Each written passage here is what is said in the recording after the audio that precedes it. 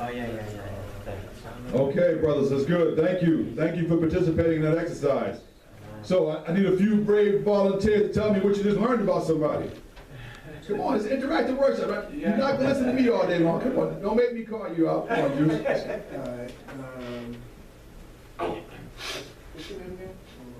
Roel. Me and Roel just spoke for 2 minutes, and I learned that Roel likes kids. He cares for kids, young adults, such as I do. And 2 different roads that were coming down with the same result. You know, Roel mentioned like the education and you know, just their well-being. And me, myself, I'm part of a group with Francis and a couple of other people, and we're trying to show some of these kids some of our history, because a lot of that has been stripped from them. That's right. You know, and basically that's it. That's it. Thank you. Man here, Thank you. we're on the kids' road. There you go. There you go. Brother in the back. Yes, bro. I learned that Ron lost family, Family. and that's a great thing, because we are all family of God, That's right. right?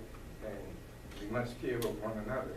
If you love your family, you know, that's great, because you're doing what God asked you to do. You're supposed to love your family and do good things all the time. That's right. So Thank you. that's great. Brother Ron, you want to share what you learned? Yeah, I learned that Brother Carr here is passionate about sharing the love of God for everyone. Good. Encouraging us all to love each other. Excellent. Excellent. Thank you, brothers, for sharing that. And my volunteers, my brave volunteers. See, I always ask brothers to get up and share. Right? I should talk to one other person foremost, because here's what I found. I've gone to a number of churches, big, small, all across, right? And what I found is each church has their own spirit, right? But here's one thing I think. Because we see somebody every Sunday or every Saturday or every day you worship, you may see them week after week, month after month, doesn't mean you really know them. You know, we see each other every Sunday. We may even say hello, we may give each other, you know, the nod as we do as men, what's up? But we don't really know them. And sometimes you don't know what their brother cares about. What's he passionate about? And now you just learned, you just met something, you heard some of the themes in the building, and a lot of them are very similar wherever I go. Men love family, community, children, all those things, but you just never know what's in the room and who's in the room. So that's why I always have us go through the exercise, because I think it's important for men to be able to speak out and share what's in our heart. Remember, the Word of God tells us to do it, guard our heart, right? Because everything flows from it, right? So if you have a heart for whatever you care about, it's flowing from out of here.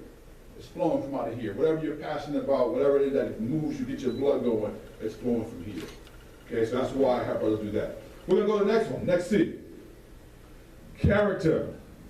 Now, I can read this to you. It says the mental and moral qualities distinctive to an individual's strength and originality in a person's nature. Now, you see I have the word originality underlined, right? Originality, about who you are. I like to tell people I'm an original. Don't compare me to anybody else. I don't try to be so-and-so. I don't try to speak like so-and-so. God has given me my gift and my knowing this is who I am.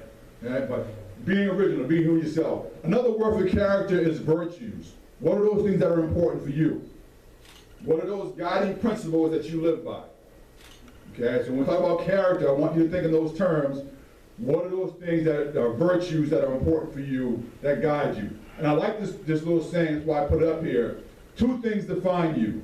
Your patience when you have nothing, and your attitude when you have everything. Are you the same person? Is your attitude the same when you ain't got nothing? When you look at it and saying, God answered this prayer, he didn't answer it. What about when you got it going on and you're in that season when you're getting everything answered, everything you want? What's your attitude like then? Are you humble? Are you arrogant? Does your head go up a little bit? Do you walk by people you used to say hi to now because you got something good? Do you drive by them now in your nice ride? Right? So, character, your virtue. All right, next, Pastor. I like this one because it speaks to a lot of what we do. In 1 Corinthians it says, don't be misled, bad company corrupts good character. You may have heard it said this way, birds of a feather flock together, right?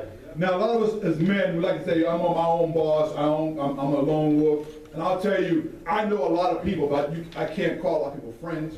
I know a lot of people. And I know I got hundreds of people on Facebook. I know, they all my friends, I know. But I'm gonna tell you, good company can impact you just like bad company, who you run with. T.D. Jakes says it this way: you want me to tell you who you are, show you who you are, show me who you run with. Show me who you run with, and I'll show you who you are. And there are a lot of studies that have been done about your influence of people in your circle, and how it impacts your income, your attitude, and all that stuff. So I like to put that up there, again, as part of virtues. Remember, don't be misled. Bad company can corrupt good character. So when you think about your character, think about the people who are around you. Next one. This saying is one of my favorites. Wrong is wrong, even if everyone is doing it. Right is right, even if no one is doing it. A good man is going to be a man who's going to step up and stand on this, right? Right? Now, how many of you are that kind of man where if it's wrong, it's wrong? Or do you go with the grain because you need that job? You keep your mouth shut. You know it's wrong, but I need to hear it. I got rent to pay. I got a mortgage. I got 5 kids. I'm going to keep my head down, right? We've been taught to keep our head down, stay low, so that you don't get your head chopped off on the hiring block, right? Wrong is wrong. You know, that locker room talk we talk about as men, and I know I got a sister in Harvard, no worries, she's heard me do this presentation 100 times, right? Wrong is wrong. Will you stand up, even if you're the only one? It takes a lot of guts to be the only one. We can nod our heads here, but when you face that situation of being that person and say, that's wrong. And you might be ostracized for that, you might be that lone person up there by yourself. A good man doesn't worry about that. A good man's going to do it because it's right. He's going to say, this is right, and I'm going this way even if no one else is following me. Next one. So Proverbs 10 and 19 says, whoever walks in integrity walks in purity, but whoever takes crooked paths will be found out. Now, you guys know who these gentlemen are. I'll tell you if you don't. And again, we're not judging, okay? The brother here, to your left, right, is Brother Kwame Kilpatrick. He used to be the former mayor of Detroit. You may have heard of his name. Yep. Okay? Now, again, we're not judging, we're praying for brothers to have come back. But he had everything that most men wanted. Money, power, fame, had it all. He lost it. Why? Greed. What else? Selfishness. He lost it all. He's actually locked up. And again, we pray for the brother. So if he sees this tape, man, I don't want to think I'm talking about it because, brother, I want redemption for you. Yes. But he lost it all because of a character issue. Character. Yep. All that you just mentioned, it spoke to his character. Yep. And the people he had around him. Right? They had his back. They really were his influence, his friends. They would have stopped some of that stuff a long time ago and said, yo, brother, what you doing is wrong. You're going to pay the piper one day for what you're doing. Who was in his ear? Or were they all like, yeah, I'm going with you. Wherever you go, I'm going to enjoy this ride. Where are his friends now? He's locked up. Can his friends come in and join him in there? Are they willing to go join him in there? Right? So that's just one. And I could use athletes. I could use pictures of us in here. I just happen because people know these guys. The gentleman to your far right, you all know who he is, I hope. Right? Our president. Now, this picture is very telling. If you remember about a little over a year ago, what happened in Puerto Rico? Right? Those people lost everything. Everything. And I think it's very telling when the leader of the free country, of which they are a part of, goes in for the first time, and his answer as he's looking amongst all those people who are suffering, who have no water, people are dying, and his idea is to shoot paper towels like they're basketballs. I think that's a character issue. Yep. Am I wrong? Y'all, I mean, your brother may not agree with me, but I think that's a character issue. If you can look at hurting people and they're dying, no water, no electricity, and your answer is to shoot basketball, paper towels to them as a solution, I think that's a character issue. Again, no judging. Pray for this brother because he's an operator. Pray for him as well. Okay, that's what we do as men. We pray for people. We don't judge them. But I put them up there just as illustrations about character and virtues. Remember I said virtues are those things that drive you. Okay? What are your virtues? Now I want you to think about that. Next slide.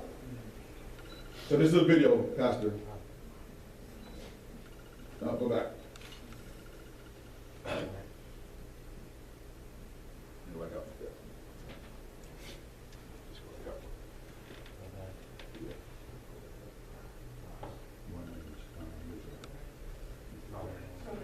Several summers ago, I drove home from work one evening and pulled into our driveway where I could see into the backyard. My 3 kids, who were then young, were playing with one of those big rubber balls, kicking it up in the air and chasing it to where it would land. The sun was shining through the trees, the ball was arcing and curving, they were laughing and leaping. I looked at them, overwhelmed with gratitude. We've all had moments like this, when time is suspended, reality spills outside the normal boundaries, and a deeper joy is experienced. Those moments remind you what's important, reveal a higher joy, and expose what's deep inside. Those moments reminded me that some deep moral and emotional part of myself was not as developed as I'd like it to be. The way I later thought about it is this. There are 2 sets of virtues, the resume virtues and the eulogy virtues. The resume virtues are the ones you bring to the marketplace and make you good at your job. The eulogy virtues are the ones they use to describe you after you're gone, whether you were brave and honest, capable of deep love. We all know the eulogy virtues are more important, but most of us, me certainly, spent more time working on the resume ones. My interest in this led me to spend the next several years looking at people who led rich inner lives, who started out suffering and disorganized, and turned themselves into something stable, constant, and impressive. I looked at the different ways those people took the journey from shallowness to depth, selfishness to love, disorganization to character. I'm not sure I can live out their journey, but I wanted to know what it looks like. The trait they had above all others was humility. Humility is not thinking lowly of yourself. It's having a radical honesty about yourself. You can't address your own weaknesses on your own. We all need assistance from outside. And so I found that the people I admire most know you have to give to receive. You have to surrender yourself to get strength within yourself. You have to conquer your desires to get what you want. In order to fulfill yourself, sometimes you have to forget yourself. So, again, you heard, I like that clip that talks about the virtues. You have 2. You have 2 sets. Your resume virtues and then your eulogy virtues. So here's what I'm going to have you do. Here's your second exercise. You're going to talk to a different brother this time, and you're going to share one of your resume virtues and one of your eulogy virtues. So resumes are what those things you think people want them to say about you, who you are as a professional person, whatever. Some of them might be you're hardworking, you're punctual, whatever your list is. Share one from that. And your eulogy character or virtue is going to be, what are people going to say when we have you stretch out here in front of us in that nice big box and people are crying? You have no idea what they're going to say. You can't control it. But what do you think they're going to say about who you were, the person that they got to know? Does that make sense? So again, you're going to share one from each list. Share from your resume virtue, what people would say about you, and then share from your eulogy virtue, what you hope people are going to talk about you as a person when we say those nice things about you with all those pretty flowers in front of you. What are we going to say about you, all right? So meet with somebody else, another minute and a half for that, for each of you guys to talk about sharing on that list. Let's go.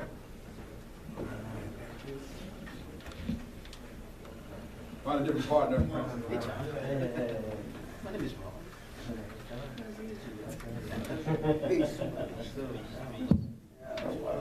My resume, which is really good. My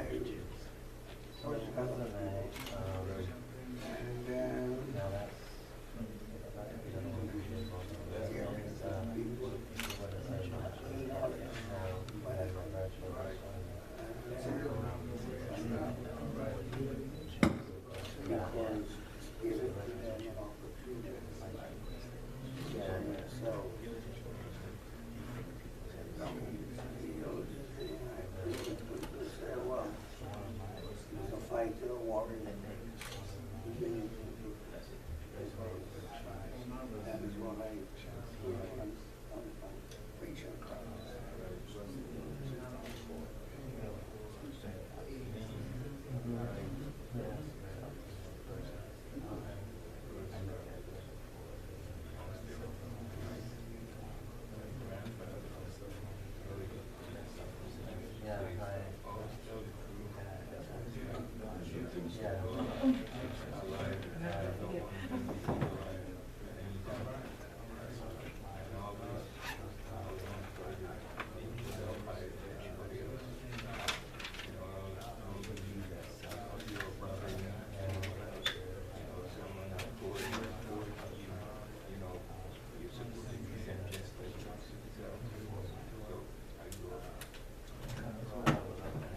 right. Yeah. I know that's like important because it doesn't we look forward to each day being a lot. With our so I look at my life as always the same. Yeah, I figure to help her. Just do one thing and do something else. Everything the same. I would say,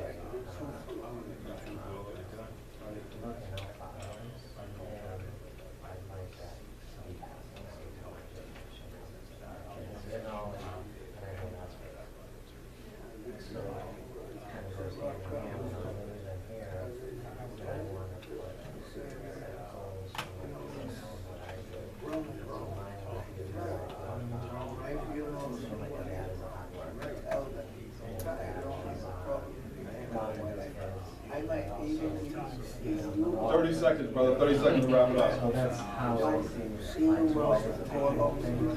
You know, so it's hospitality and that's the caring and kind of like give to others. That's a resume, right?